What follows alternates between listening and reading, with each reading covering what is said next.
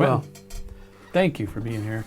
Welcome everyone. Paul here. We're at Music Villa, Bozeman, Montana, and we've got a bunch of really cool little parlor Martins, and I don't even have much of a plan, but I just figured we'd kind of play some of them. Yeah. I don't know. We should just talk about them. And maybe as I was holding this, I was thinking there are a few things where older can be cooler, right? Nobody wants a vintage cell phone. True. You know what I mean? Yeah. But like, we're in such a technological world, so it's cool to think about classes of things. You know, maybe like retro cars, clothes, something. But certainly guitars where the history in an older instrument has a unique value, not just in terms of its worth in terms of dollars, but what it's been through, how it's aged, and how it sounds. There's an appreciation for it. Very cool to watch this thing go through its life. We talked about that in the red violin. The red violin, yeah. And you see this violin from the 1700s, and then it ends up at the auction in New York City in modern day. It's great pretty movie, cool. by the way. Great movie. Not necessarily, don't watch it with the kids, but it's a good movie. These are so cool. Okay, so we've got two Martins, and one is called George Maul, but we'll get into that one in a minute. But we just kind of have these in right now. Two of them are on consignment, and they're wonderful, wonderful guitars. If you think about it, 1833. Okay, Martin came to New York City, set up shop, and started building guitars. Can you imagine 1833? I mean, I saw this documentary one time with Daniel Day-Lewis and Leonardo DiCaprio. That's all I know about early. That was probably late 1800s. I mean, muddy streets of New York and horse poop everywhere. No power. I mean, imagine how many years Martin made guitars without electricity. So steam-driven machines and whatever. And again, it's a neat. We're betraying our American concept of what is old, right? Because in European country, you go see a building that was built 1200 something, whatever. True. But so for us, 1800 is pretty old. It is. And to think of these instruments and to think of what just think if Martin could look back right now and see, what he's created. I mean, the Martin Company now. Yeah. It's incredible, Well, and you imagine like all of the good fortune along the path that was required to have this instrument in such really tremendous shape. It plays By the way, this is a 1898. 1898. Okay. Single 028. Brazilian rosewood. Plays really nice. It's got still got the bar frets too. Yeah, it's funny because I'm looking at them. There's no cheater markers that we're just so accustomed to now. Ivory tuning pegs, and these tuners are still like perfect. They work great. Oh yeah, I mean everything's good. I mean just the metal work, the engraving on the side. So this orange top too, by the way, it's just a little tidbit I do know. It's the orangish color here, right? And then later, we call that like the Ditson finish and stuff like that. But the reason this one, so what they would do is they use a shellac, and they would put bleach in the shellac. So this one, they didn't put bleach in it. So so the shellac would turn this color. I see.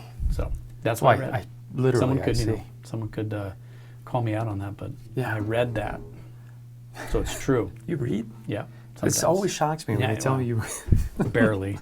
Brazilian rosewood, back and sides, cool guitar. Check out this one. This one's a 1923. I mean, just look how good this condition... I have guitars that are 5 years old that don't look this good. Yeah, that one's in great shape. Everything on it's pretty much all original. There's a couple of little... The bridge has been re-glued, and the heel cap on it was replaced, but 1923. Same thing, little cool Brazilian rosewood. I believe this might have been added after it was sold. A little fresher. But it was sold to Wurlitzer. What's cool, it says Wurlitzer on it. So Wurlitzer was Did they make pianos? Like a distributor, jukeboxes. That's right. That's what I'm thinking of. But that would have been like a Sears company. So Martin would have made this, and they put the Wurlitzer name on it, and then Wurlitzer sold it. and I'm not sure where or how this came about, but that's a cool one too, and it sounds good too. Oh, it's bizarre to see serial numbers this low. Yeah, you know, totally. And this, yeah, and that one. So that's 1921. That one's 1898. They didn't even start doing serial numbers until around this time, right before this, because a lot of older ones than this, there's not even a serial number. So. Like, that's when you're like, I don't know how long I'm going to be here, so yeah. No sense in keeping track of what I'm making. That thing sounds, doesn't that sound great?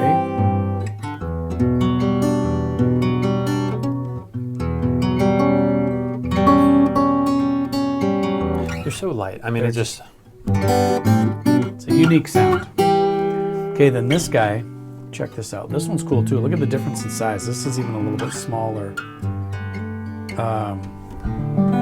This one sounds great too, but I just realized we're missing a string on this one. I got to go put a new string on it. But this one is called George Maul. Okay, and I was looking that up too. So the George Maul sounds like they're not sure if he actually worked for Martin or not, but this guy Schmidt did.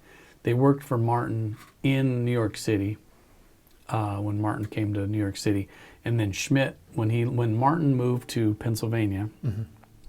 Schmidt joined with George Maul and built guitars. So, I mean, and look at it. I mean, it looks so Martin. I mean, obviously, they were together on a lot of stuff, but look at the cool shape of that and the design. That thing is really cool. Yeah, I see. G.O. Maul. This one has New York. The actual wood coffin case, too. Yeah, that's cool. I'm trying to read what it says in there. Schmidt and Maul. Yeah, there you go. New York. Okay, this is so Schmidt and Maul partnered up and kind of, you know. Yeah, I mean, so it is missing string. Yeah, but that's all right. But still, yeah, great sounding little guitar that you can hear it. Yeah, it's gonna need a little. Yeah, they're a little. You know, there's two ways of looking at these. You could. Hopefully, the necks are good and you can play them as is, right? You're gonna need some lighter strings on them and stuff, but.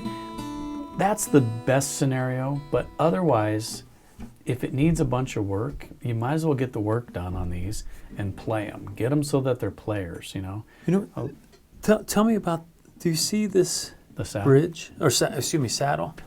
Take a look at that. It's just low. It almost looks like a part of the thing, but it's, I don't know if it's just an ebony material. I think. It is a very, it just barely sits above the saddle. Well, that happens over time when there's, you know, as the guitars get older, the necks, you know, and then people keep lowering the saddle. I see. And then when you get no saddle, but it does look then like you're ready for a neck maybe reset. the same material as the nut too. I don't know if that's been redone or. I don't think it has. I think that might have been done that way. It's really cool. You know, that one's cool. To my dumb eye, I'm like, look, there's no adornment on the fretboard. There's no dots. I'd have to really know where I'm putting my fingers. I think I could figure it out. But I would love to hear this one, you know, with some reasonably fresh light gauge strings. You know, so you're not putting tension on it.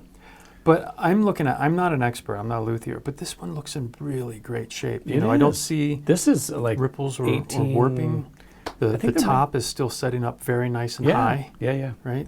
It's good. It's really good. I mean, you could neck reset it, but I'd hate to do that because it just, I think it's already a decent player. And is this just aged binding? Yeah. I'm guessing because it's almost looks like a maple or something. Yeah, it is. I think it is. But is this Brazilian as well then? Yep, all Brazilian. Wow. But that's crazy. Cool guitars. So no real idea how old this one is. Is it 18? I believe it says in the inside. I can't remember, but it's. I think it's written on the top. Oh, okay. I think it's 1850 something.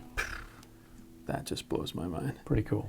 Yeah, no, super cool. So yeah, I'm wondering, like, these are probably the oldest guitars I've ever played. Yeah, you know, something in the late 1800s to mid 1800s. And it's I think what makes this type of vintage cool is, one, there's a sound that just comes from, you know, the wood just settling in all, you know, through time. But the idea of that connection to the history, you know, it's amazing. I'm not even going to try. play with it because it's just. I wonder how much this guitar was in the 1800s. $40 maybe. I don't know. Probably. I don't know. What's the inflation? Yeah. I'd have to go back and look at the inflation calculator. calculator. So it's funny. Sometimes I look at this and I wonder. I hope that the guitars that I've bought from you and others that maybe someday, 200 years from now, someone's reviewing a pair of very awkward men will be on whatever it'll be beamed right into people's heads at that point. Right. And then they'll sit and listen to two young people in like 21, talk about this 50 guitar from 2000, the year 2000. So old, I can't believe. And they'll be asking the same questions like, I wonder what it was like to play guitar in 2025. Well, I doubt that'll happen. But you're not going to find two guys like us. No. Quentin, we can only hope they don't. Thanks for being here. You bet. Tell me. So wait a sec. Tell me about Casino guitars. Casino. Yeah. South These are my Pines, boys. North Carolina. Southern Pines, North Carolina. Casino guitars. Southern Pines. So right on. these guys, Baxter, a buddy of mine, known him for years. He always wears the Music Villa shirt in his videos. They do good videos. They do a lot of. They just talk about cool stuff. And what's the name of their channel? Is it Casino Guitars? Or? Yeah, YouTube. Right on. And they talk about cool guitars, and they talk about the industry, and they do cool stuff. Me and you just, we just sit here and kind of gab away. Yeah, we fake it. Yeah, just make. But what's funny is now I've just got one more thing that I can YouTube rabbit hole in. And kill multiple hours of they're great. They always give us a shout out, and it's funny too. We get a lot of their customers here, and they get a lot of our customers. The travelers. People that travel and they know us, and they come in and go, I shop at Casino, and they know Baxter there, and all right. Well, next check time them out, everyone. Check them out. Next time I'm down that way, I'll have to check them out. I know. I'd like to go down there. I'm gonna have to look it up. I don't know exactly. Where Sounds like a golf area. It does. Yeah, I bet it is. All right, check them out, everyone. Quentin, thank Yes, you. Thanks for being here. Thanks for watching. All right, we were able to look inside 1859 Schmidt and Maul, New York City, New York.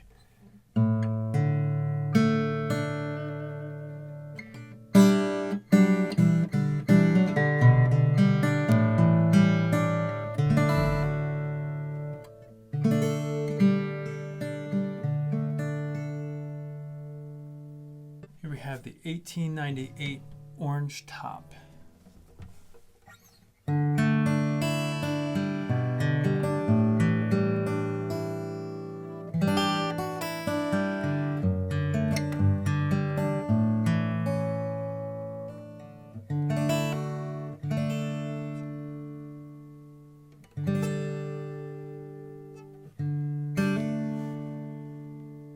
Here we have the 1923 Wurlitzer. Very cool.